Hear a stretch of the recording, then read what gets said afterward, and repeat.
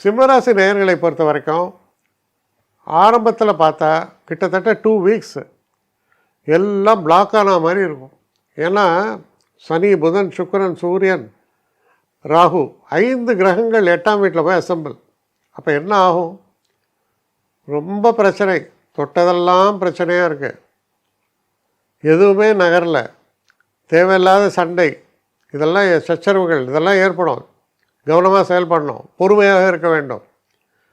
3rd வீக்கில் என்ன ஆகுது? உங்கள் ராசிநாதனான சூரியன் உச்சமடைகிறார். இவ்வளோ பிரச்சனைகள் இருந்தாலும் மனோதைரியம் அதிகமாகும், தெய்வ அருள் உங்களுக்கு ஏற்படும். அதனால் பெரிய பெரிய பிரச்சனைகளையும் வெற்றி காணக்கூடிய மனோநிலையும் அதற்கான வழிகளையும் புலப்படக்கூடிய ஒரு காலகட்டமாக இது அமையும். அதனால் தைரியமாக அதாவது மன உறுதியை கைவிடாமல் நீங்கள் செயல்படும்போது பல தடைகளையும் உடைத்து கொண்டு வெளியே வரக்கூடிய காலமாக இது மாறிவிடும். தைரியமாக செயல்பட வேண்டும்.